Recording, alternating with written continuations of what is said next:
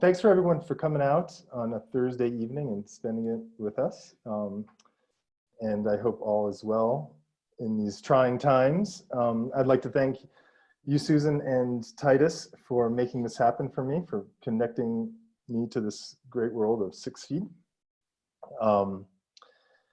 And I guess to start things off, I don't know if folks saw the invitation on Facebook, but there's a photo that, I think it's a really beautiful image. It means a lot to me.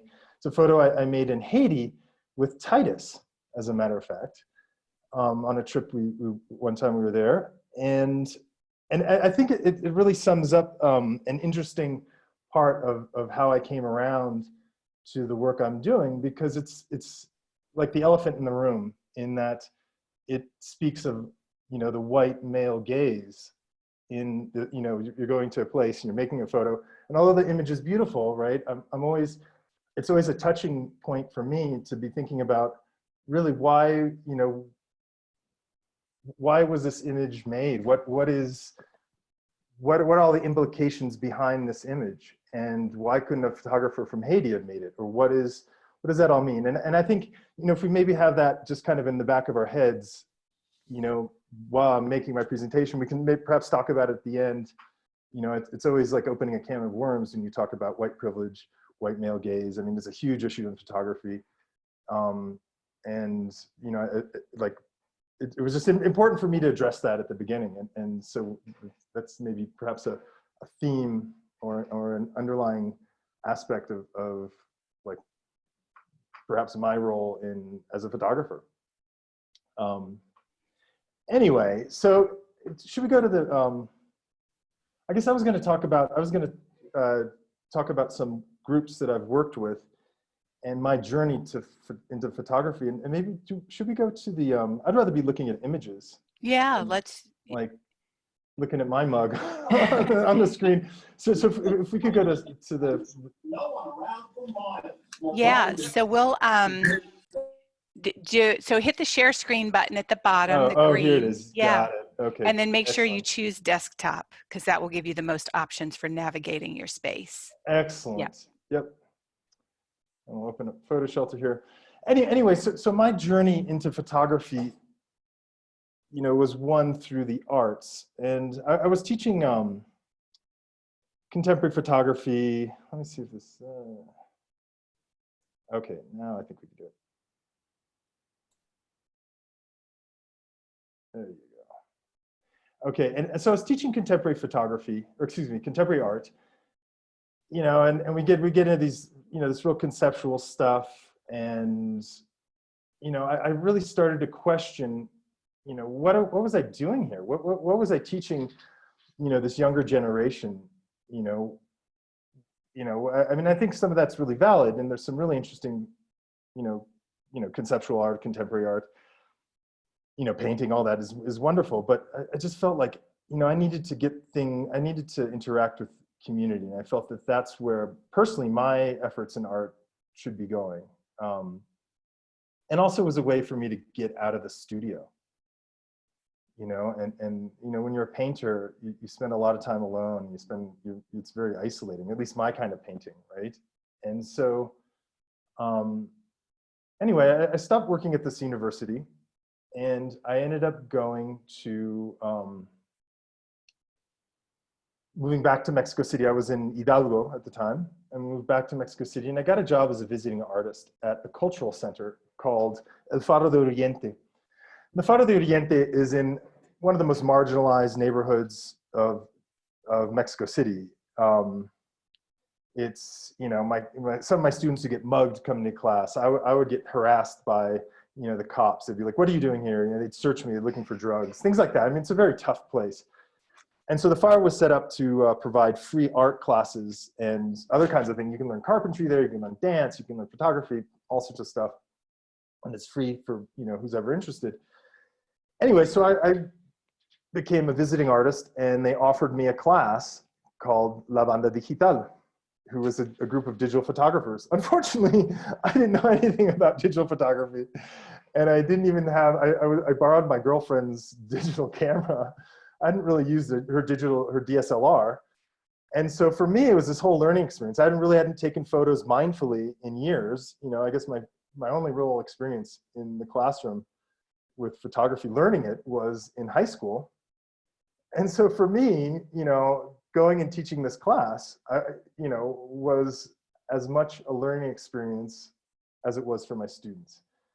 And I preface this, you know, experience with this because some of my students are now in, you know, major newspapers or photojournalists with major newspapers. The documentaries have been made about them. They're, you know, really an important group of photographers. I didn't do all that work. They had done, you know, darkroom work with a very well-known photojournalist from Mexico. So I'm not going to take credit for their success. But when I got to the class, these are the images they were showing me. So these are my students' images. And so I was looking at these images and going, oh shit, what am I doing here? You know, it was very humbling for me.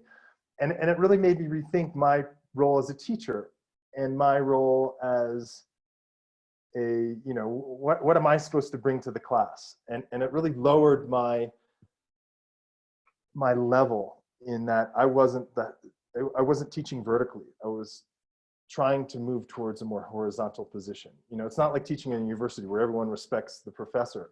It's, you know, it was a very huge shift, a monumental shift for me as a teacher. And so I was learning all sorts of great stuff from these young photographers. It was just amazing, right? I learned about light, you know, right? I mean, just looking at this stuff, I learned, you know, just really fantastic images. Anyway, so in this, and so part of my role in teaching here as the visiting artist is that I would kind of give a conceptual framework to photography for these young folks. And anyway, so I started, we started doing projects, right? And one of our projects, this is actually, excuse me, I want to put a parenthesis here on this image. These last two images of this dead dog and, you know, this person who's been, I think, hit on their bicycle. This young photographer has become he worked for the crime, as a crime reporter after this. And so this is kind of a foresight into his career work. And now he works like, you know, filming narcos and shooting narcos, stuff like that. He's very deep into crime. Anyway, so as an artist, my whole thing was put a conceptual framework to images that we were making. So we decided to take a walk from Iztapalapa, where the Faro is, to Santa Fe, which is the richest part of Mexico City. It almost looks like Los Angeles or New York. Big, huge, you know, fancy buildings, the center of wealth. And it's 40 kilometers, which is what, like 28 miles, something like that. Anyway, so we walked. It took us 4 days. We'd do it in chunks of 6 hours and making photos on the way. And so here's some of my photos from that journey. You know, I hope you can see the influences that my young crew of photographers gave me.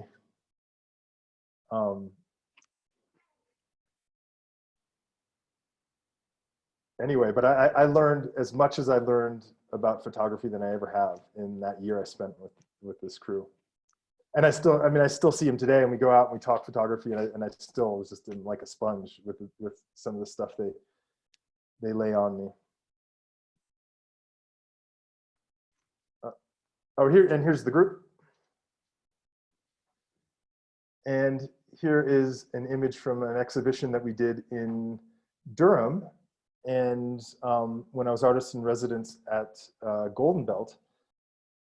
And I think this is maybe a little side lesson that I've learned about doing community work, is that always try to, you know, you always have to keep your folks involved. And so here, they were in Mexico City, but we were able to put up able to link the gallery visitors into, you know, connect them through via Skype.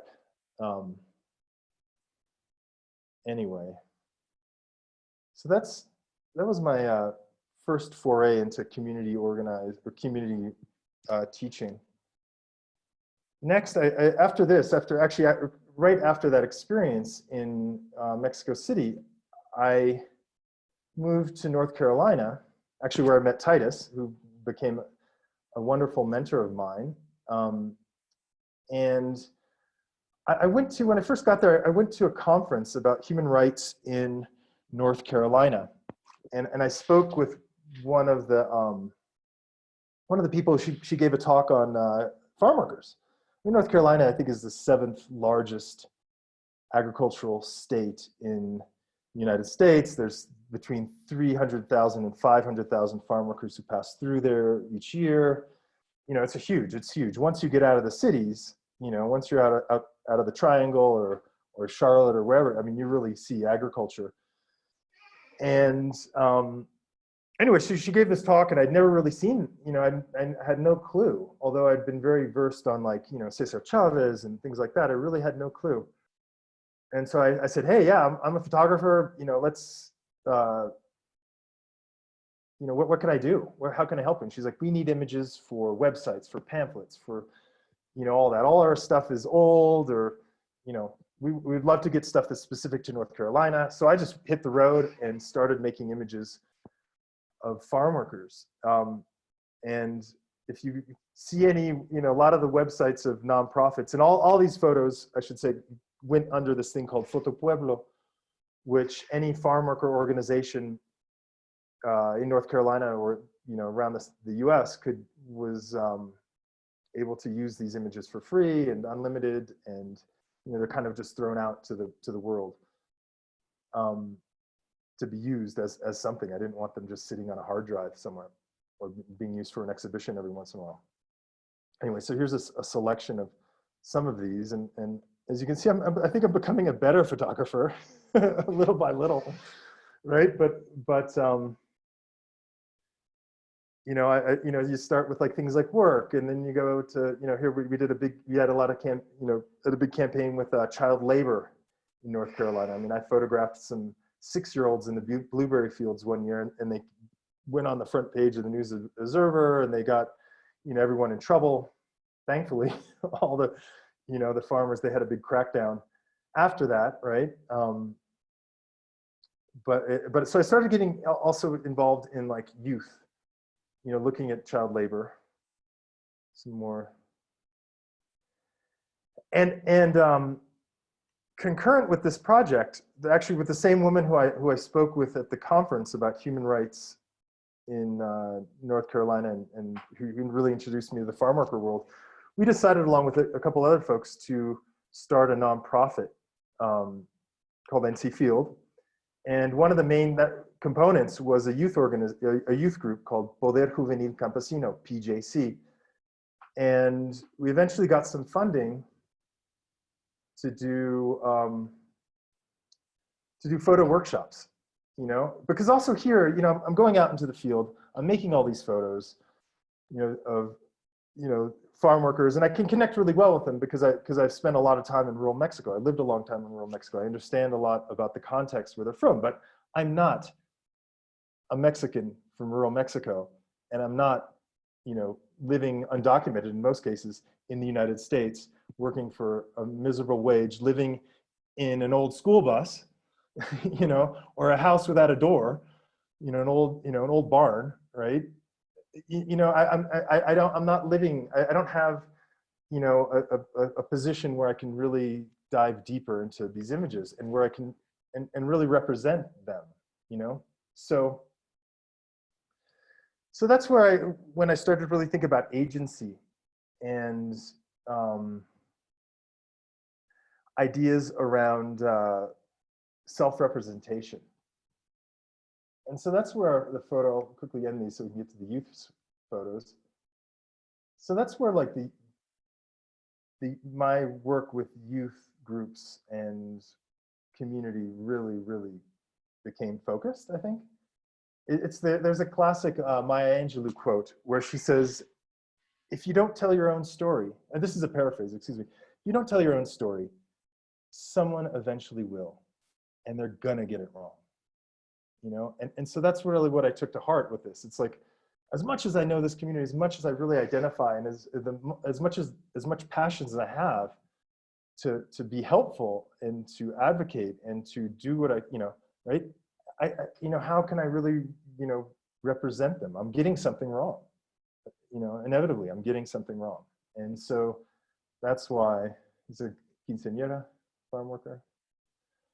And so that's why, like, I really made that shift to working with youth and having them represent themselves. And it's not like I don't love to go out and make photos of whatever community, but like thinking about the meaning and the power of it, for me, I really started to question that, right? So here's some of the youth group photos from Poder Juvenil Campesino. And, I think we're like here, we're doing like, I started out with very formal exercises, because at the same time, although I was just learning photography, I was studying it on my own. I was actually teaching at a college in Raleigh. I don't know how I got that gig, but, so I really became versed in like technical things and whatever. So we really started like rule of thirds and, angle of view and visual language. And these are, and so we started to get to like into intimate things like people's families. This is Elvis, one of my students' father, coming home after a hard day's work, I couldn't make that image. I would feel like his dad was posing. If I were there would be an imposition. You know what I'm saying? Whereas like Elvis was just hanging out and his pop's like that and snaps a photo, I don't know. I think there's something, here's another beautiful photo where you have this weird contextual thing where these women they're from Oaxaca originally, Oaxaca, Mexico, and they're, this could be a scene on the side of the road in Oaxaca, but it's outside of Kingston, and it's some, young person making a photo of their mom, right? So you really get this intimacy and this really interesting stuff that you don't normally get. And you get like these kind of fantastical things too. I love seeing the world through a young person's eyes and what do they find interesting, and these kind of funky dreamlike things, there's so much freedom with that too. And I think that's also helped me with my own photography, free me up from a lot of some of the rigidity that I had, especially going into this. So after kind of working on some basic stuff, we were thinking, how do we, why are we doing this? And sure, we had some fun times. We ate some good food because we'd have the nonprofit would pay the moms to cook up food for lunch. We have photo class, right? So that makes sure you get a good turnout, right? But like, what are our objectives here? What does this lead to? What is the end all? And I think that's always important when you're doing community work. And it's not just an important question to ask yourself, really. The question is for everyone involved. Often go into communities and do this and this and this. It's like, no, what do you want to do? Where do you want to go with this? How do you want to make this work in the world? How does that, what happens with all this, And it's not like what I want to happen with all of it. It's what does the group want to, And there are obviously different objectives, and those things are very variable, So it's also being open to what, to all the different possibilities.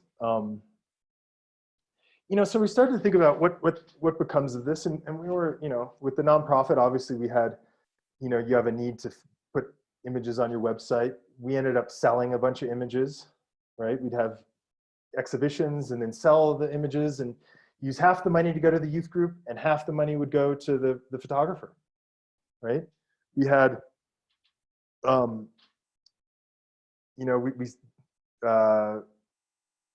we would go to like farm worker camps at the photos and encourage farm workers to get interested. And we kind of had, things like that. We had one group of like 6 young men who were interested in doing event photography. So, because all the time people are asking, hey, oh, photographer, what do you charge for a, whatever, for a wedding, for a quinceaños, for a bautizo, And so hey, you know, we started, you know, a group of us kind of started focusing on event photography, and every weekend we had gigs, and with that we were able to what we would do is the photographers, we'd split up the money, and we would take a certain part of it would go to buying more equipment. And so 3 of the key members, the members who were there the whole time, each got their own DSLR and a flash out of it, right? And then the rest of the money went to them. You know, they would pocket it, right? But, you know, so after a year and a half, you have 3 young people with DSLRs that can go earn some money, right? Because that was their interest, and that's what they wanted to know, right?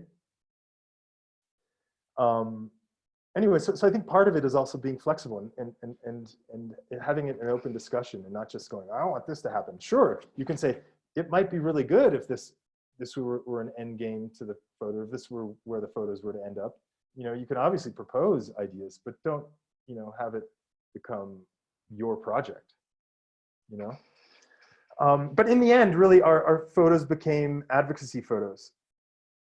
And so we started making photos. I mean, this was in, like, people would call me up and ask me for photos, and I would direct them to the farm workers. I'd say, well, no, actually, I've got some really great young farm workers who make photos, and, you know, I think it would be great if you would include them in your story instead of mine, right? So they would, you know, they get paid for that, or sometimes they wouldn't, but still, you get your photo in the newspaper. It's kind of cool, right? And it shows you that, hey, I'm someone, I'm here, you know, I've got a voice. And so I think that's also really important, you know, that, like, you know, it's like, it's an affirmation of your own existence, you know, and your own beliefs and your own passions, you know? Anyway, so this is Neftali. So we ended up, like, making postcards with these. We made some refrigerator magnets that we give out to people through the nonprofit, you know. We'd obviously give the workers copies. We'd go back and, you know, bring them copies of the photos, right? We've got a lot of, like, posing shots that those are the ones that they wanted printed up, you know. But yeah, so they became, you know, I mean, this is what, like, you know, you know, a lot of them latched onto it, and this became kind of like the purpose of the group for a long time, was to make advocacy photos. And then we did some portrait. We learned a lot about portrait photography. We did some very straight up classic studio portraiture, which those images we used for a campaign of child labor and tobacco. Unfortunately, I don't have them. I only have some of my disk drives or hard drives are in North Carolina in quarantine. I thought I was going to get them. I was supposed to go back in May, but that didn't happen. But if you Google child-free tobacco, you might be able to find them.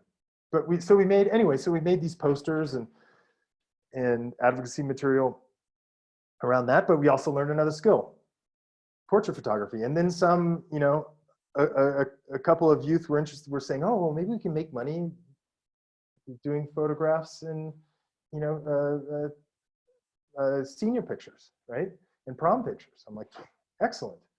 You know, so that's the thing, is it just kind of, things kind of evolved and grew, and I think that's something important to keep in mind, you know, especially as an adult going into a youth context, is that, you know, things are flexible, and they should be, you know. I think as adults we get used to being kind of, you know, corralled into a certain thing. And with youth, they're like, oh, let's do this, let's do that. Can we do this? I mean, it's just absolutely wonderful. And again, in talking about, you know, when I was talking about my youth group that I worked with in Mexico City, and how they really, you know, taught me. I mean, same with, you know, a lot of the youth groups I've worked with, they've, you know, informed me of so many different things and given me an energy that you know, I you know, you really couldn't get anywhere else, and just ideas and ways of thinking and slang and musical tastes and all these things that, you know, as an adult, you really, you know, you're often, you know, if you don't actively seek them out, you know, you're often shut away from them. You know, this is a big photo. A lot of people responded to this. These are young tobacco workers, and that's tobacco resin and all sorts of toxic gunk on their hands from, you know, the pesticides. people also responded to this. You know, these are two sisters, and their other sister, who is now the executive director of NC Field, of the nonprofit, she came up through the youth group. She took this, you know, so it was really beautiful, intimate. And again, it's probably something I couldn't have done. You know, they wouldn't have been, you know, they were messing around, you know, being right. And they probably wouldn't have reacted the same way if I were there making the photo. So anyway, and here's the group when they exhibited in Durham. And I love to go see them. This is from, I think, 2010, 2011. And I go see him now, and one of these young men is a waiter at Chef and the Farmer, which is a big restaurant in Kinston, in North Carolina. It's one of North Carolina's more famous restaurants. He's actually gone and he's appeared on the TV program. Three of these young women have, three of the young women and one of the young men have kids. So I feel like an uncle in a lot of ways, or maybe a grandpa, you know. A couple of them, you know, most of them have graduated from high school.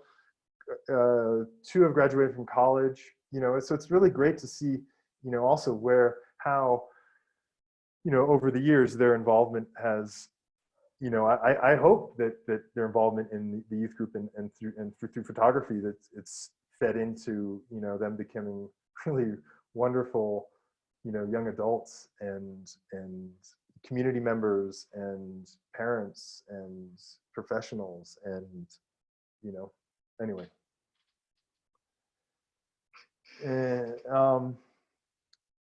And so being in North Carolina, I worked with, you know, a lot of other, I kind of made a name for myself in working with youth groups, and especially in the agricultural context. I worked with a group called FYI, the Food Youth Initiative. And one of those groups is, sorry, I'm screwing up here. I got it, okay. So one of those groups is called Growing Change. They were actually featured in, I think, Our State magazine, maybe a month ago, 2 months ago. And it's if you don't know nothing about them, check them out, growingchange.org, right? And they're out of Scotland County, out of Laurenburg, right? But really it's young people from Scotland, Hoke, and Robeson counties, right, which are some of the most marginalized counties in North Carolina. And they were all at some point in the juvenile correction system. And there's this just incredible and inspiring guy named Norrin Sanford, and he was a social worker who started working with these youth and doing agricultural products, agricultural production. And so the church let them use like a half acre that was on their land, and in the first year they grew 2 tons, literally 2 tons of right? And it came there, and they were eventually given a decommissioned prison, and they received funding through Open Society Foundation, through a bunch of things. They have fundraisers all the time to refurbish it. And now this is when, so I was brought on to teach them photography, specifically to create materials when they were doing fundraisers and things like that for the prison. And anyway, so now they have, like, you know, all sorts of stuff going on there. They've got sheep and agriculture and aquaponics, I should say. They do organic gardening, they do vermiculture, they do all sorts of stuff. They give workshops, they employ veterans, right, to help them out with stuff. They, you know, it's just really amazing. Anyway, so I was tasked with teaching this crew of guys, and I just love them. We just had the best times. So I worked with them for about a year, you know, making portraits, and they would, you know, so I got 5 cameras from this grant, and they ended up keeping them. And, but we had kind of had assignments and stuff, and these are kind of some of the things that came out of it. I mean, I just love this portrait, right? We were talking about light, and, you know, this guy's now in the Army. you know, and some really powerful,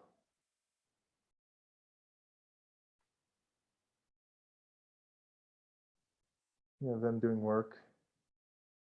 Anyways, so like working with, so their project was called Flipping a Prison, right?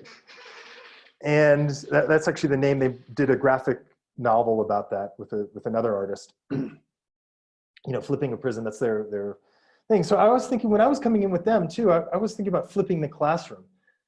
And because the thing is that, imagine you spend all week sitting in school, all week having someone tell you what to do, right? And then on the weekend, you get this guy coming down showing you about, you know, apertures, shutter speeds, and, you know, megabytes and who knows what. And like, no, you know, I like, that just didn't seem for me to be the way to approach it, you know? And so again, I went back to this idea of like horizontality and making things, right? Really being very, very active in constructing a space that fits everyone's needs and, you know, flipping that classroom, right? And so, you know, for me, it's like, you know, you go into a space, you start asking, you know, and you ask questions. You don't give instructions. Right? Oh, so what do you guys feel like, you know, you know, to look at like people's expectations. What are your expectations with this class? What are your expectations with your behavior? If you get a phone call, you know, some of these kids, they've got, you know, they've got really dire situations at home, right? So like, if they get a phone call, does everyone feel like it's okay that someone steps out and answers that or looks at their text? It's one thing to be scrolling through Facebook while you're in the class, but if you know, sure, great. So we started to talk about expectations and needs, and you know, what are your needs? How do you feel comfortable in this class, right? How can we accommodate each other to make sure that everyone feels comfortable, everyone feels like they're being heard, everyone feels like they have a place here, you know? And so then that, you know, after working with these guys, you know, it really, you know, made me, my first thing I do when I go to a classroom is like, okay, what are our expectations? What are our needs? You know, how do we make sure that this is a space that really honors everyone here? And sure, without being, you know, being anarchy. It's not like, okay, we're going to all, you know, burn the desks. No, well, okay, well, that's not meeting the needs of the janitor who, you know, who has to clean up the mess, or that's not, you know, so, and then also those are lessons about, you know, how to be a more productive person in a greater society, right? When we're thinking about people's needs and expectations, right? And being curious about them and asking them. And so it builds all these other skills too. But really, I mean, that was something that, you know, I really took to heart when we were working with these guys. And I, you know, every time I'm, you know, anywhere near Laurenburg, I call them up and we go to the Hong Kong buffet. And, you know, who's ever around, we go and eat and just, you know, kind of shoot the shit, excuse the expression, but, you know, catch up on each other's lives, because they're really remarkable young men. Anyway, let's take a look at the next thing. So, you know, kind of doing all these projects, I was, you know, again, like kind of getting a lot of momentum around this, and I'd, you know, apply for grants or get people would invite me. And I got this really amazing opportunity to go to Istanbul and to work with a group of underage, unaccompanied, I should say, unaccompanied minors, right? And, you know, and a lot of them were from countries where there weren't active conflicts. So the UN Human Rights Commission wasn't giving them, you know, access to the benefits or human rights, excuse me, what should I say, refugee status, right? And, you know, I met a pair of young men from Togo. I met another young man from Mali who you know, his uncle was killed. He's a musician, and his uncle was killed by Boko Haram, or no, excuse me, one of those group, you know, extreme groups in Mali that came and started, that occupied Timbuktu, right, in the northern part of Mali. And because he's a musician and an artist, right, he became a target. you know, so a lot of these guys are kind of getting out by the skin of their pants, and a lot of them were quite literally, you know, their parents would, or relatives or someone would pack them a bag, give them some cash, and get them somehow up to Istanbul.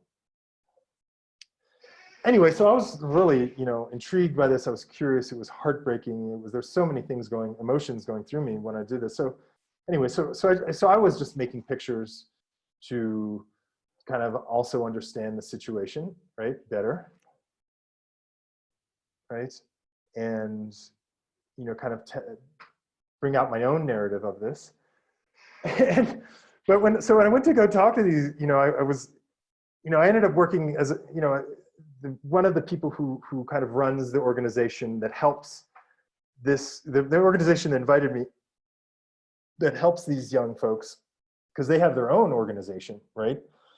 I could kind of see there's a lot of like this white savior crap going on with them. And so I stopped hanging out with them and started hanging out with the young men, right? And from there, I learned a lot, right? But these are my own photos that I was just kind of doing between sessions when we would meet. And so I came with the illusion, right? And I think this was like the white savior people were saying, oh, you're going to do this. We want you to do this. All right, here's some guys. It's like 7 guys who live in a one-room, windowless basement thing, right? They have the mattresses all piled up on the side and then put them down. And here they're reading cowrie shells for their future. It was beautiful. And I one of them took me to their home, and it was beautiful. They just took me in, and we had a great time, you know, just talking and eating. And, you know, I'd always go back to them and just kind of chat and have friendships. And I still am in touch with some of these guys today on Facebook. One of them, this guy, Usman, the guy from Mali, he made it to France. And I saw on his Facebook that he was playing in front of at a festival with like, you know, 100,000 people. It made me cry. It broke me up. And a couple of these other guys have gotten through to Europe, Brussels, one guy to Canada, another guy to Arizona, right? So through Facebook, we've been in touch, and it's great. It's really great to see, you know, some of these guys find some peace and work towards, you know, reckoning with their past and moving on. Remini from Ivory Coast. Some guys who are giving cooking lessons, right? African cooking lessons. Anyway, so these are the guy who didn't want me to make his photo, so I was like, well, let me make your room. I mean, I think that's kind of a classic thing to do. Anyway, so these guys, they were like, we don't need photo classes. We're not interested in that. What do you know what to do? And so this is also, I was shifting of like, okay, well, not just a photographer. I've got all these other skills. I've got all this, because of my privilege, I've got access to all this other stuff, technology and things and who knows what, right? So then I with them, I'm like, so what do you want to do? And they're like, we need to know how to make passport photos, right? So I showed them how to make passport photos. And so, because with every application you do, the UNHCR to any kind of thing, you have to include a whatever, you know, and I showed them how to find sizing, you know, these little apps to size photos. I showed them how to white balance. We got, you know, so they could make their own photos instead of spending, you know, 45 Turkish lira on a set of photos, they could do their own, right? And then when Bruce, this guy's name, Bruce, he was like, we took this photo and I was like, dang, man, you know, do you have another shirt? You know, because he's like, no, they're all, you know, who knows, right? So then I taught him how to clone stamp, right? Because sometimes when you do passport photos or things like that, official photos, they don't want to have any lettering. So we learned another skill, clone stamping, right? And then they have a network. This is then we made this is for the Union of Young Refugees in Turkey, and that was a group that they started. Right? That was you know, that was from when they were with this big umbrella, or this big organization that was very paternalistic and, you know, white saviorish. they kind of made their own group called the Union of Young Refugees in Turkey. And so they wanted to make a calendar to sell in the streets and make some money, right? And so we kind of showed them some kind of simple things of design and kind of let them go with it and just said, okay, this is how you do this and this and this, and this is your world. You know, you do it. I'm not going to tell you what to do. I might, like, if something is crazily, you know, looks weird and out of place, I'll, you know, push you, you know, help you, but it's not I'm not going to be looking over their shoulder and telling them, okay, do this and do that, right? So they made these, they sold a bunch of them, you know, this is the back of it. It was a little kind of pocket, like a checkbook style sized thing, you know, something they could carry around and sell and whatever. And then the other thing was, because they had, you know, there's hundreds of young people in this group who are spread across Turkey. And so to inform them, they were like, how do we spend all this money on sending text messages? Okay, so we looked and we found this thing, there's an organization called, or this thing called, an app called Global SMS. And so I set them up with an account, showed them how, you know, this and that. And so then they can send, you know, for pennies, they can send hundreds of emails at once, right? So it saves them time, it saves them money, you know, and so like, so that's the thing is like, you know, with them, I was going in with one plan. And once I kind of saw also, you know, the power dynamic of, you know, who was kind of telling me what, I didn't really have an idea until I got on the ground there and said, okay, guys, what are we going to do? What do you want? What's your, you know, what are your interests? What are your needs? How can I help you? This is what I can do. And if not, you know, maybe we can work together and learn something new together, right? You know, like the global SMS. I had no clue about that. Then we started Googling it, looking around and this and that, you know, so I think it's, you know, it goes back to this idea of being flexible, being open, being curious, being, you know, and having to kind of taking stock of your own skills and being able to say, okay, this is what I can show you how to do. And, you know, and maybe we can work some other things out too. I don't know. I think I've got some more images. Susan, how do you feel about time and where we're at? We usually open up at 8 for questions. We can also do some questions now. How are you feeling? Oh, I mean, I could talk about this stuff forever. I mean, I definitely hit on my major points, right? But I've got tons of student photos that we can show. You know. One of the questions, which you might be getting ready to touch on anyway, that came in as a private question was this question of, you know, you're an artist who have a variety of different mediums, right, that you can access. And what have you found that photography uniquely brings to the process? I mean, we know that community arts are effective in lots of ways, but photography has its own special magic, I think. And so curious what you think photography brought to that exchange. Yeah, a great question, you know, because, you know, I think we talked about this earlier, you know, in a previous conversation. For me, you know, photography was just so easy and immediate. And, you know, it was just so like, you know, you can have whether, I mean, in a bunch of different ways, whether you're doing film, you know, and sometimes I'll do like, I'll get disposable cameras, which is always fun, you know. I haven't done like a black and white session yet, you know, but like, you know, you can do film and that's fun, or in digital. But I think the thing about photography is that it's just so accessible. It's so easy to be able to create things and to look at, you know, visual language and how that works, you know, and how that can be something you appropriate and use to say whatever you want, you know, depending on, and I love it, like when, you know, I look at like, you know, if I were to take all of my student photos, right, and pull out themes, 10% at least, or maybe 10% at least, maybe more, are photos of people's shadows, photos of people's reflections, and photos of like, you know, some kind of self-portrait, but that's not like a selfie, you know? And it's curious in all sorts of different cultures, from North Carolina to Ethiopia to, you know, Mexico. always find that it's this thing. And so like, I think it's like really easy for us to kind of tap in to and use and to explore ourselves and explore our world, you know, for the same reason why I decided to maybe not do so much painting and installation and other kinds of art and go into photography. It was just more immediate, and I was more in touch with the world and more, you know, yeah. Beautiful.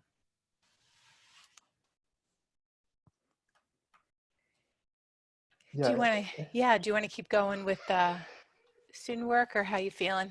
Sure. I mean, Okay. you know, yeah, I could talk about this all day.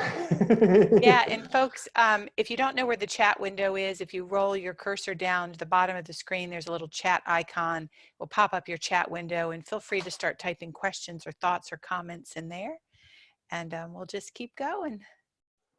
Yeah, so this is a group from Chapel Hill. I don't know if you're Carville, Chapel Hill. I don't know if folks are aware, know of transplanting traditions. It's another amazing, amazing nonprofit that mixes culture and food systems and all sorts of things, right? And it's a group of Karen ethnicity, folks from the Karen ethnicity who are originally from Myanmar, but most of the folks, you know, have spent, you know, the older generation, like my generation, has of this community have spent, and older has, you know, grew up in Myanmar, but then spent a lot of their lives in refugee camps in Thailand. And most of the young people I worked with, they were born and grew up in Thailand entirely. And they have a farm. Again, I encourage you to look them up and go to their events, they have, every once in a while, they have like a meal there, a community meal. It's amazing. Just so you would check out their farm. Anyway, so you're making images, again, also for like ways that they could like promote their youth group and the work that they do. It's just some really, I mean, fantastic images, you know, so. Right, and maybe I worked with them for 3 months and on and off, maybe over a year, but really it was like 3 months of work, summer. Right? Here's a traditional structure from, you know, so they really picked up quickly on photography.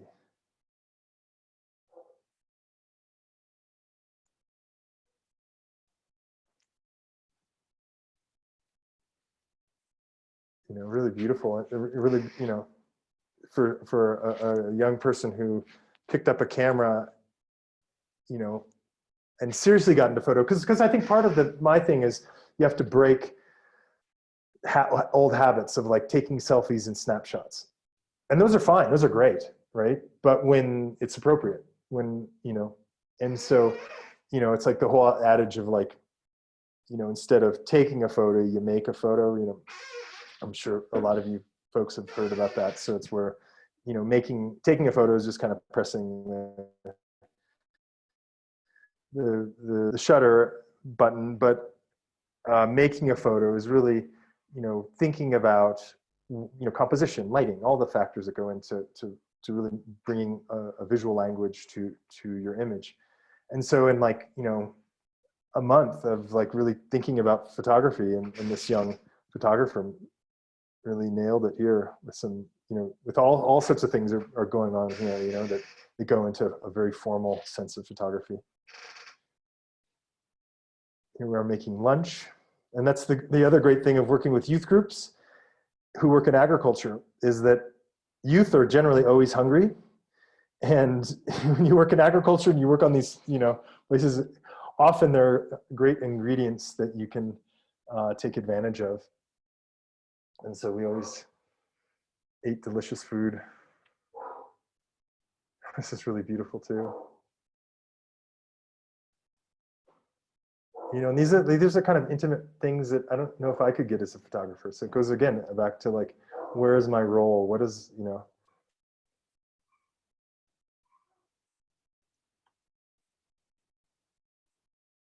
Right? And again, this youth group, we sold some of these images, and I encouraged them to do, to take some, you know, take the, you know, a photographer would keep some of the money and then give some to their group to keep it kind of going, you know, and they were able to keep the, I love this photo.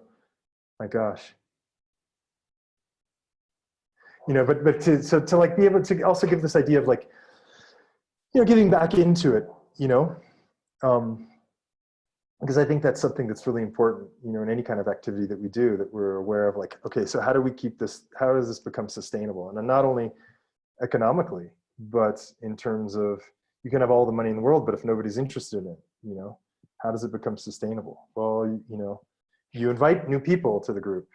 You know, and these are like groups like PJC, a group that I was involved with for 6 years, right? You know, there would always, you know, youth would be aging out, right? Or become disinterested, and that's fine too, you know. But so how do you bring new people in? And so it's like, you know, building a commitment and a passion for the group, and then finding ways to keep it sustainable. And obviously one is economically, you know, so we can buy pizzas for the next meeting if we need to be, or new equipment, or pay for, every year we go to do cool, we go to like the aquarium in Wilmington, or excuse me, where is it? And you know, often near Nag's Head, go to the aquarium, we go to the state fair, we do activities together, you know, so it wasn't all just about like, oh, let's go and photograph child labor, you know, it was also, let's have some fun. You know, and so in like creating this commitment, or maybe showing the importance of having a commitment, you can really keep the group going. Anyway, that's that. So we've got some questions rolling in. Great. There's a pragmatic question, which I love this question because it leans in towards this question of consent, right? And Jason's asking about model releases, or just particularly how you work in photographing communities in terms of permissions and that kind of thing. Yeah, no, that's great. Because that's always an issue, and I think even more than like the legal aspect of it, it's like, you know, I want to make sure someone feels comfortable.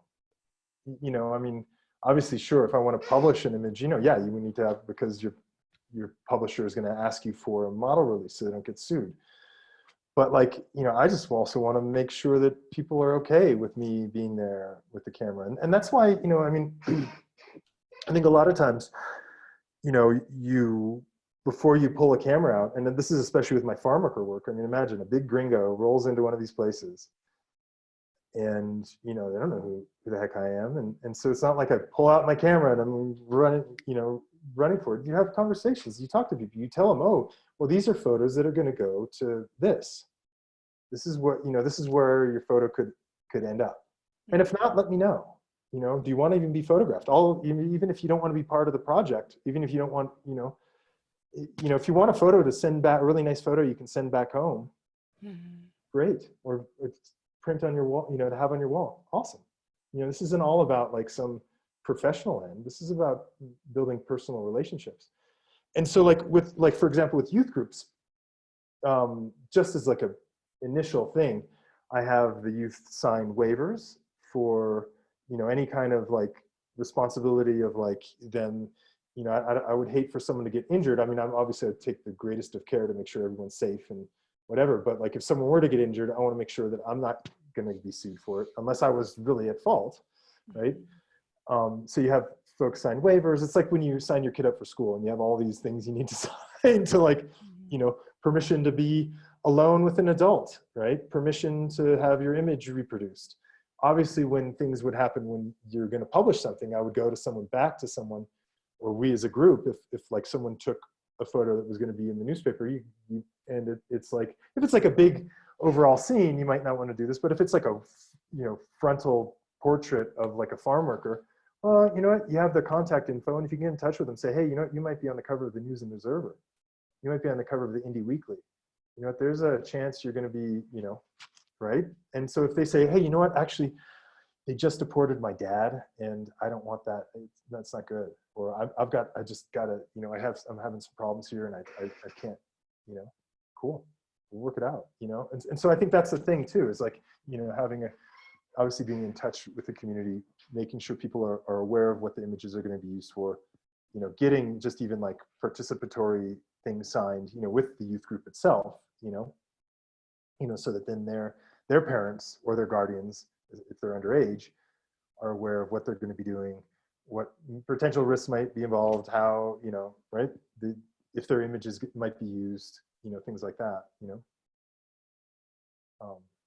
But yeah, that's a huge, you know, and I always grapple with that. I mean, sometimes even when I'm, you know, I'm doing a little more, I'm doing more documentary projects in video, and so I'll go to big events, you know, a quinceañera or rodeo or something, and I'll put signs up at all the access points saying, you know, event is being filmed, you know, and I'll even put like, I'm the big gringo, you know, come and talk to me, because sometimes I'll be the only friggin' gringo there, you know. So if some guy comes to me and go, or like, or you'll still see people just going like this, and you're okay, turn around, you know, right? And so like, you know, it's just kind of like as a heads up, especially for a community that's so vulnerable, and so, I mean, it's just like, you don't know what could happen, right? If some of those images come out. You know, they could come up to a place and could have really negative consequences, you know. Beautiful. I'm seeing a question from Maureen, but I have a feeling that's Titus. It is. So Titus was asking you to speak a little more to the effect that these experiences of working with communities of less fortunate people has had on your own life trajectory, and then maybe even speak a little more about the experience of Haiti before the earthquake. Yeah, I mean, like, again, it's given working with communities, and especially because, you know, when you work with communities, you're just not going there to shoot a story, right? When you're really working with them, and then you end up getting invited to homes, and then you become, you know, really close to a lot of people, and you're, you know, sharing a lot of experiences. Like when I, you know, when I went to, for example, when I went to Ethiopia, they didn't have money for me to put me up anywhere. So I stayed at, they have like it's a youth campus where all these young people from surrounding it. So I stayed with them, with the youth, you know, and so you're living with people for 2 weeks. You get to know each other and you have a lot of fun. You become vulnerable and you know, become honest, and you're, you know, even if you don't have a lot of language, verbal language you can share, you're sharing all this other language, you're sharing human language, you know. And so it's informed me of so much stuff, you know. I mean, just really like, and I think it's obviously made me much more open to, or I should say much more aware of my own privilege and of my own, you know, just as a position of, you know, whether it's being just an American, whether it's being a photographer whose camera bag has more gear in it than is worth more than, you know, what they would earn in years, right? With, you know, all this stuff, right? All this baggage that even, you know, before you start looking at like white privilege and male gaze and the history of photography and exploitation and all that stuff, right? You're just being informed of like, you know, the world is, and this is also coming from someone who's lived in Mexico for a long time and lived in rural areas, and, you know, made $4 a day when I was selling yogurt, right? You know, and so like, I mean, and obviously that's, you know, I could go back, you know, without having too many problems, right? You know, so in a way also that's kind of fantasy, in a sense, of earning $4 a day as a white male from the United States, you know. And so, but still, although as much as I thought I had a handle and understanding of all this stuff, right, it just always becomes more. And with every experience, there's always more. And like, you know, working with young men who have been incarcerated, you learn a heck of a lot about the system and how the system is working just fine because it's keeping, you know, folks of color, you know, keeping them marginalized and whatever, you know what I'm saying? It's just always so illuminating with every kind of, you know, different experience. And I think, I guess going to like Titus's thing, my experience in Haiti, I mean, geez, it was amazing. Titus, you know that we had a lot of great conversations there precisely about these same issues, and saw the, you know, AP photographers and the, you know, these people kind of just jump in and move their elbows and get the shot they wanted and leave, you know? You know, so that was a wake up. And I just regret not having gone back to Haiti sooner.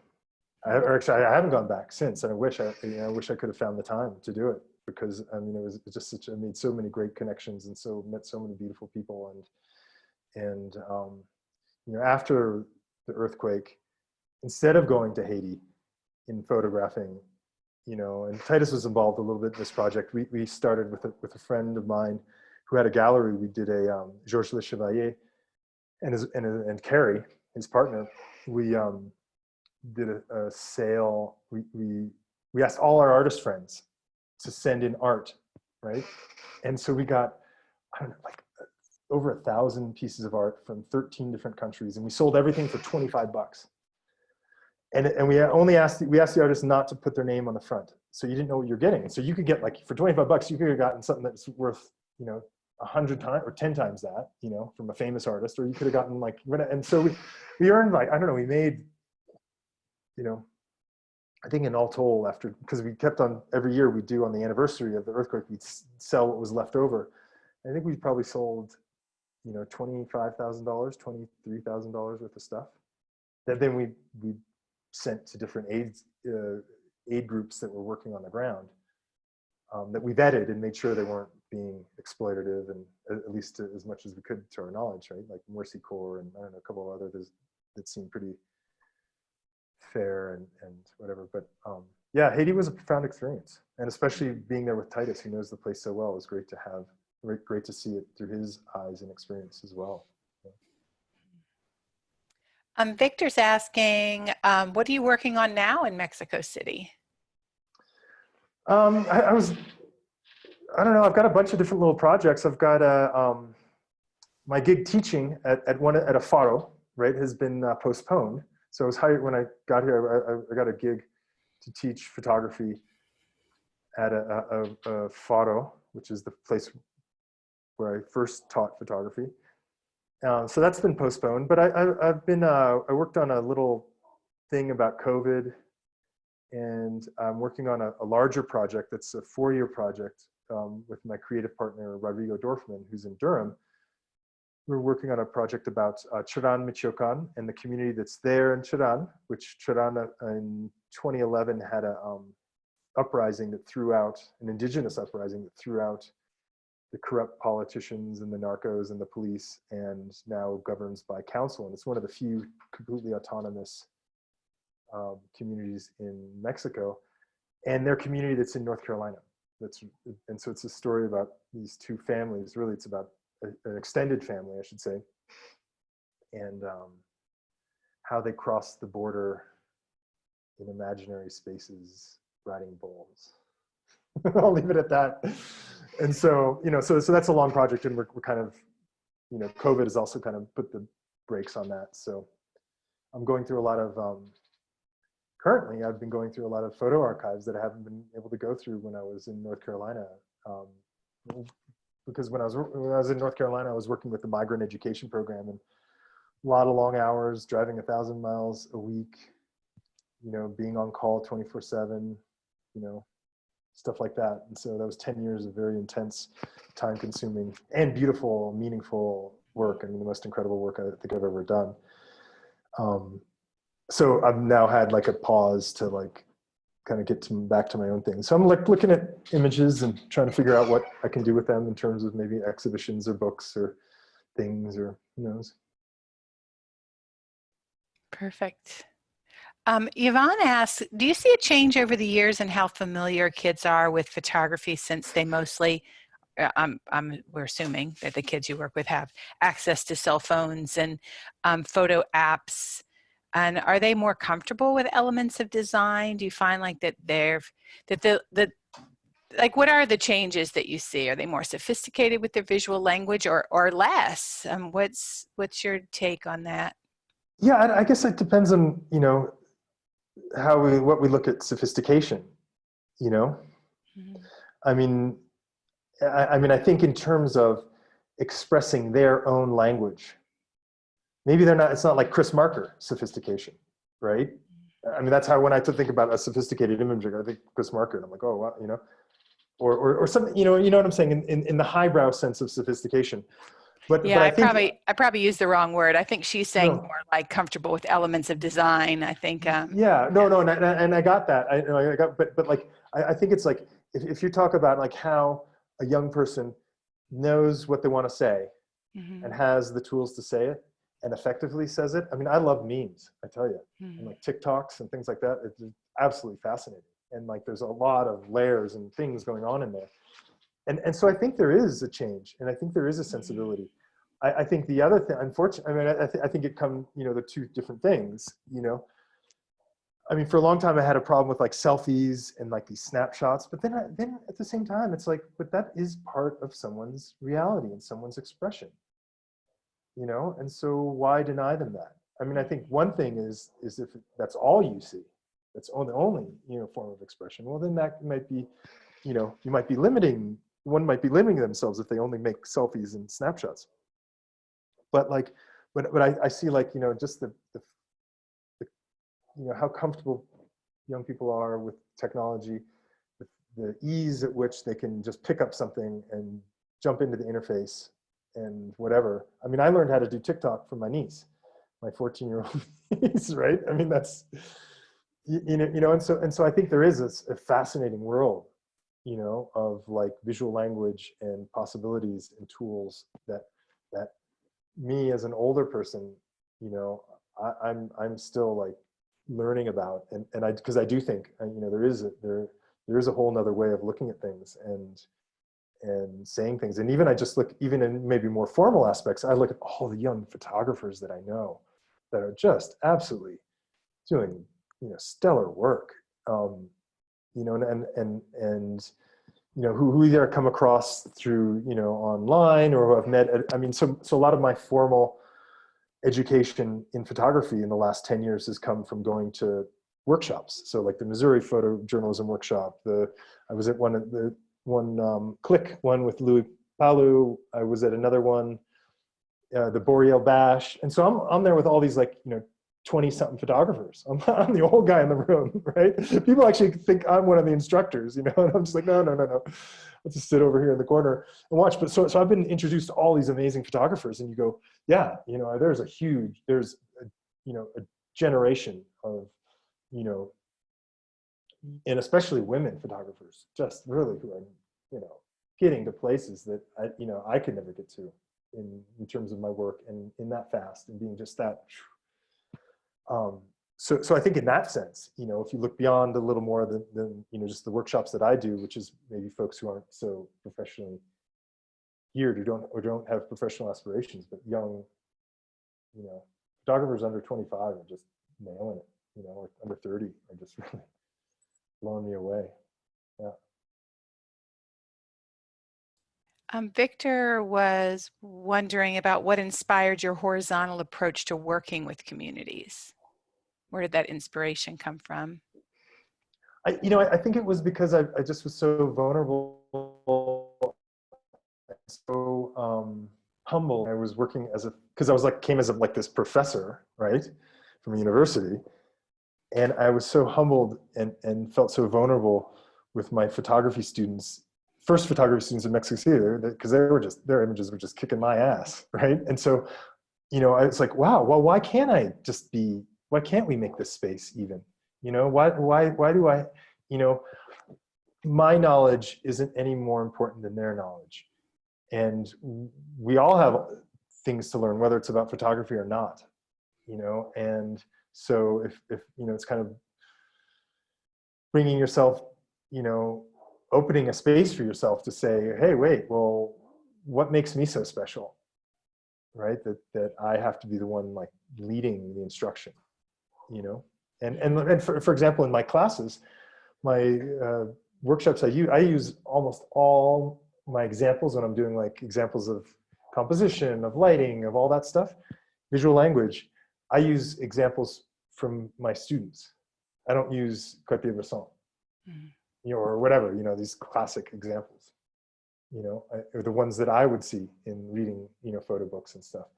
You know, and so it's like just making it like more accessible, you know, and you say, oh yeah, well actually one of my students made that image, and they're like, what?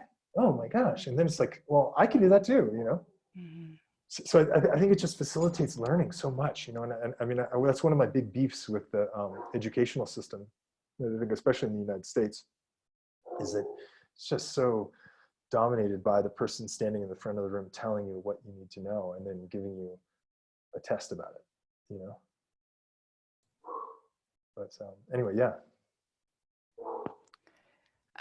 So also want to say that thank you all so much for leaving comments too. And Pete will definitely get a copy of all the beautiful comments, and sometimes we hang out afterwards and read them. Some folks have been saying some really lovely things to you, and Thank you. be fantastic to and we may have a chance to read those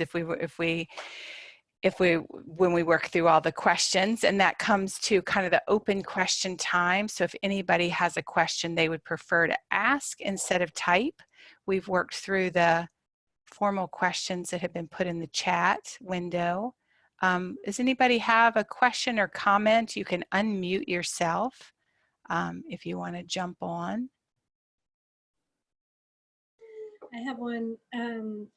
I'm just curious from your experience working with the prison, if there's anything that you've left, any rock, any stone unturned that you've left, any project that you'd like to approach that you haven't done yet? Always, you know, always. I mean, whenever I meet a cool group of people who are engaged and want to do something, I'm down, you know? Yeah, I mean, there's just so many possibilities of things, but like, yes, but I really enjoy, you know, with youth who are working on a project that has a goal that is really liberating for them and really transformative for them and their community. And, you know, being in anywhere close to a project like that for me is just a beautiful thing, you know, because it feeds you, you know? Mm-hmm. And yeah.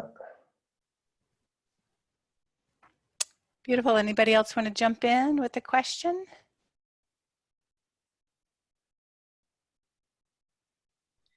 I just had a comment. I mean, this has made me think about a community that I've been engaged with for years here in Charlotte. And the fact that our schools are not going to meet in person, for me, kind of opens up this opportunity to maybe do some outside learning and use photography in a community where they wouldn't have that opportunity normally, and they're not bound by the school structure anymore. I mean, there's certain things they have to do, but I think some learning can possibly take place through photography and other arts in some creative outdoor spaces. So if you have any, I don't know if you have any thoughts about that kind of learning outside of schools. Yeah, you know, again, I think it's going to be really important. I just heard something on the radio the other day about that, about how arts could play an enormous role in, and we talked about this too, Susan, in an earlier conversation, you know, how arts can have a huge role in really helping young folks, school-age folks, get over the trauma of being out of school, being all this, you know, all of the stuff that has, you know, affected people, you know, during this, you know, this quarantine, the pandemic. I think you could totally do, I don't see why, you know, you could totally do classes, outdoor classes, and in whatever, you know, really. And I mean, I think when you're dealing with creative stuff, it's, you know, because you're just kind of saying, okay, well, let's go. And, you know, I'd always do these exercises of like, where, you know, I'd set up a rubric of like, you know, what, you know, kind of have like a game of like, almost like a bingo of like, you know, composition starting with a subject with a letter, you know, what A, you know, and then, right. And so students would go for, you know, half an hour on their own, and they'd all be separated, socially distanced, right, in open spaces, and right, yeah. come back, and then we talk about the images, you know, I mean, there maybe one problem would be like figuring out how to download them, but maybe you've got, you know, you could figure that out. It's not impossible, right? Yeah. But like, you know, yes, I definitely think, you know, some of the things that I've talked about could be applied to this kind of stuff, but really it's like, you know, I think we're so in the US educational system, you know, we're so ingrained in like having this very set structure, and it's always great to see when that structure is not followed, but it's so rigid and so that, you know, it's sometimes hard for us to think outside of, you know, the box, and, or, you know, quite literally, if it's the classroom you're talking about, and find ways to, you know, work around it. Yeah, I mean, it seems like it presents an opportunity, maybe. Yes, it does, for sure. Yeah, thanks for bringing that up. Thank you. So Peter, Yeah. so I've known you for a while, and you know, we've had some times together, drank a lot of mezcal together and some mole and whatever. But you know, I've never really asked you how you came to be the person you are, which I think is very much a part of your work, and it's certainly evidence in your, not only in your photography, but also in the photography projects that you associate with. And you know, I mean, I don't know a ton of photographers, but I know a fair share, and most really, in my opinion, don't have the social sensitivities that that I really really value, look up to. But you're one of the ones that I really think have just done an amazing amount of working this stuff out. And I think I probably know one other photographer that I would say that, you know, that really does that. So I'm just curious, what brought you to, you know, to these points of what I would call realization, and giving you the ability to work with people of difference, and do it on, as you call it, this sort of horizontal, you know, way of thinking about relationships. Yeah, that's a lot, and it may not have even made any sense. it is a lot. Titus, thank you so much for that comment. Well, that question, but really your comment about it means a lot. Because you've been a great mentor for me. So anyway, I think trying to get to that, I mean, how do we become the people we are? You know, I don't think I'll ever figure that out. Or when I do, then I'm gonna keel over and die, you know? I mean, you know what I'm saying? I mean, I think that's like, I think part of it is, obviously, I love traveling. I love to be in different places. I've always been, and it's not only just, fortunately, I've been able to do a lot of international travel, but like, you know, even if it's just going to a new neighborhood, I've always loved to like be confronted with the new. I mean, that's always been for me just invigorating. And I feel, you know, I also feel that my experience in Mexico, before this time in Mexico, you know, when right after college, I came down here and lived for almost 15 years and really made a life for myself down here. That was, you know, an eye-opener in so many different ways. And obviously being, you know, experiencing really for the first time in my life being the other, I just, all these lessons. And then going back to the States and you're like, you know, but this is how they do it in Mexico. And they're just like, who are you? Or you have a degree from, you know, the largest university in the hemisphere. And they're like, who is this? What is this place? Who is, you know, just like, you know, like, you know what I'm saying? Kind of feeling some of that same alien, you know, not being from feeling, and obviously I'll always be from the US, right? You know, I can't, there's, you know, really nothing I can do to do that. And not that I would want to be from anywhere else, but like, you know, it's not to say that like, you know, I felt like I was, you know, Mexican in that sense, but like, you know, I was feeling, you know, certain things that were, you know, that, you know, feeling like I wasn't from one place to the other. You know what I'm saying? And that it really informed me too, of like But you have this amazing way of of immediately fitting into a situation with people who are different from you. I mean, when we were in Haiti, I was always astonished with the way that you met with people who were Asian, and everything was it just went smoothly. So, and that was, that was one of the things that I was amazed about. But I think the first thing that really caught my attention about you and your work was the project that you did where you Skyped with your former students in Mexico. And I thought that was an amazing recognition of the relationship that you had with them, and how you had obviously worked with them.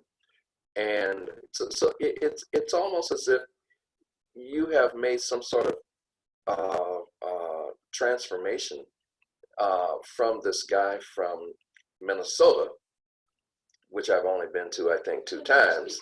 But it's like, for me, you've become this other person that's really human.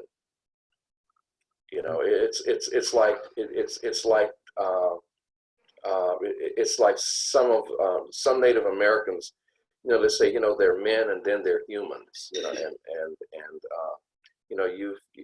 you've done that, and that's amazing, and it shows in your work. Your images are really strong, and they really tell stories about who people are. You let who they are come through, and that's what I like about your work. Thanks, Titus. Means a lot.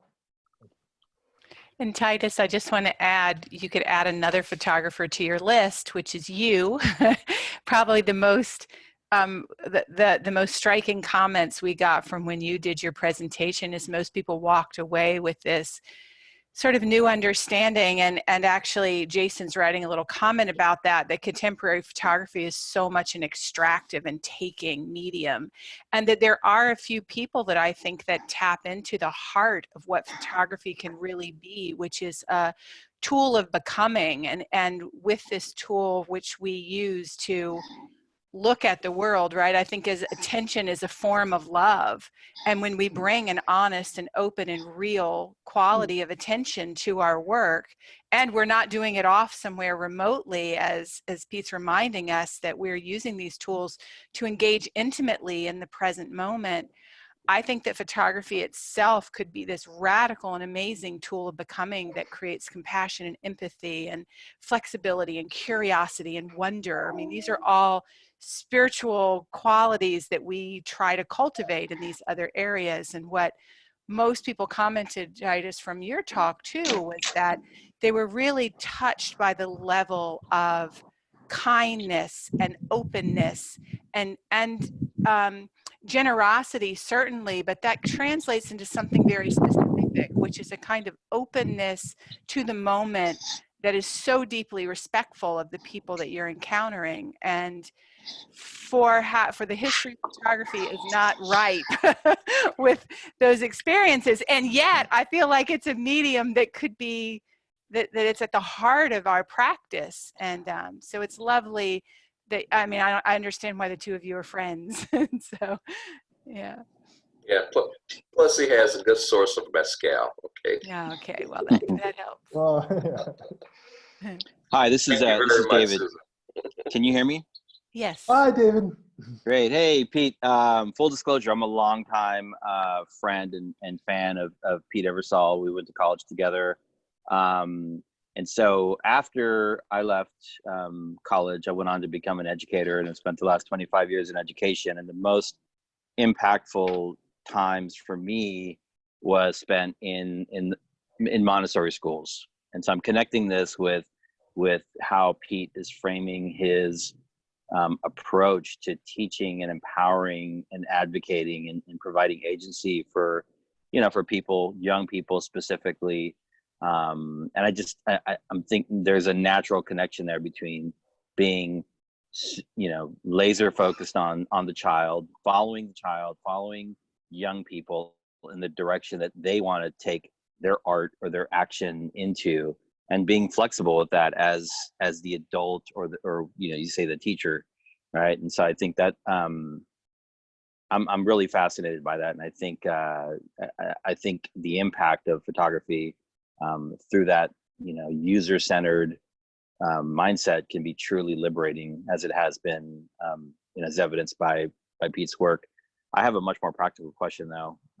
How did you end up in North Carolina? Was it just a destination where you knew you were going to go, or you ended? Was there an intentionality behind that, or that's where you ended up and created intention?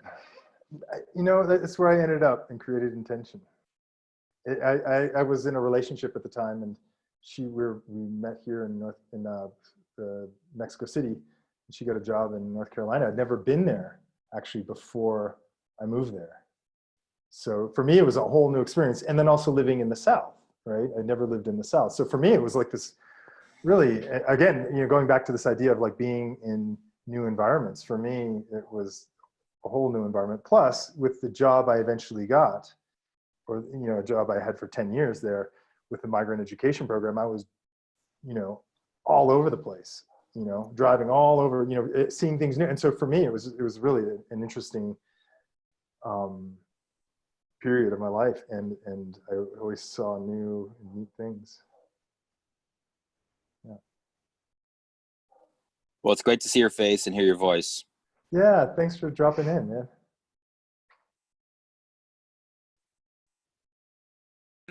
Jason's got a question. I don't know, Jason, do you want to unmute and hop on in, or just want me to?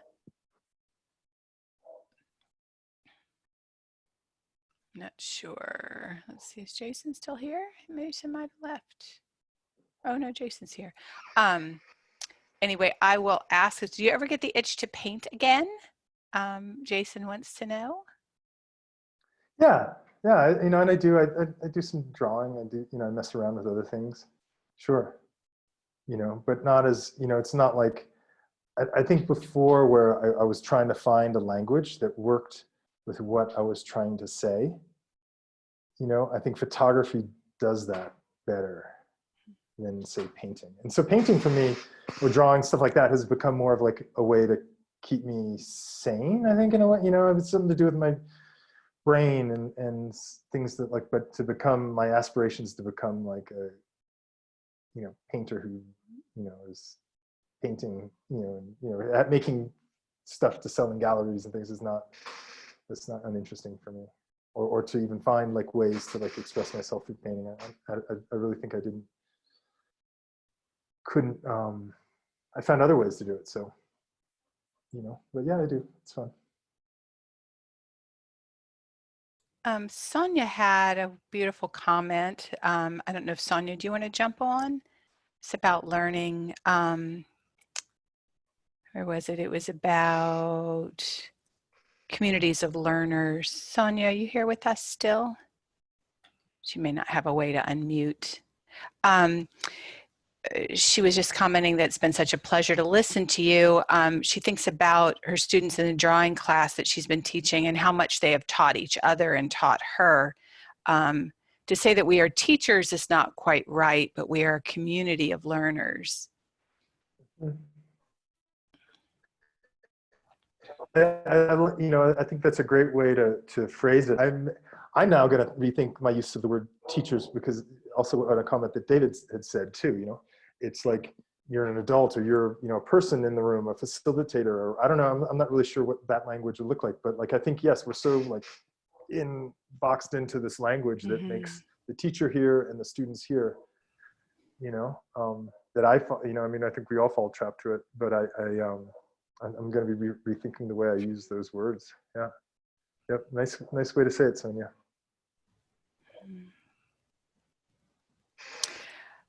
Any other questions, folks? We're getting to about that 8:30. Oops, some new message. Guide on the side, sage on the stage. And David Godzilla said, guide on the side.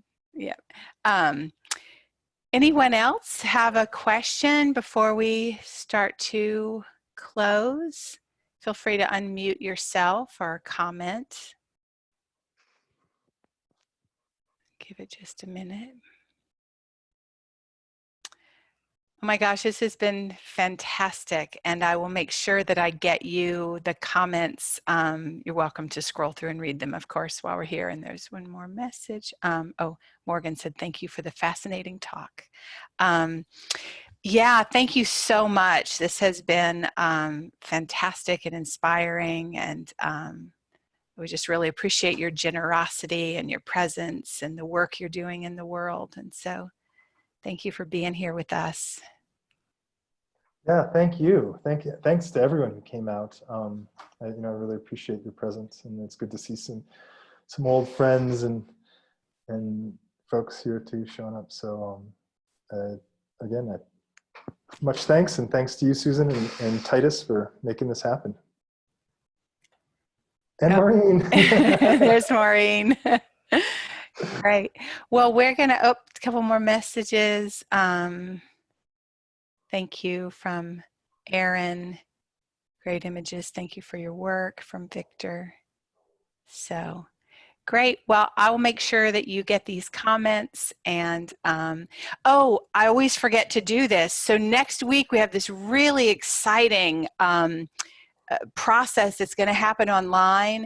Eric Baden, who's an amazing curator and photography festival organizer and photographic educator, will be pairing up with Diana Stoll, who's one of the chief designers for Aperture Magazine and the MoMA, and they're going to be pulling photographs off of our Instagram hashtag feed, which is our democratic archive. Anyone who photographs within this time of the pandemic can Instagram hashtag life at 6 feet, and we have curators who come on, and much like Pete was sharing, this sort of democracy of images where you don't know who the famous people are and who the just like kids are. All the photos go into this one giant archive, and then archivists and curators come and pull images and curate from that collection. So Diana and Eric are going to be pulling selections from the archive and doing an online talk about the language of photography and pairing images together. And so it's not a critique, so don't worry. You're not going to get like publicly critiqued if your photograph gets selected, but it's a way of us celebrating how we can create conversations with each other through the images that we share and pair. And so the same time next Thursday, 7 p.m. And of course, if you haven't signed up for the 6 Feet newsletter, you can just go to the website. You can just do lifeat6feet.com. Sign up for the newsletter. We send out a This Week at 6 Feet every Monday, and it gives you notice of any calls for entry, lectures, galleries, featured photographers that we have up on the website. So we'd love to have you join that community if you're not already. So we look forward to seeing you again, and thank you so much again for being here. Thanks. Good night, folks.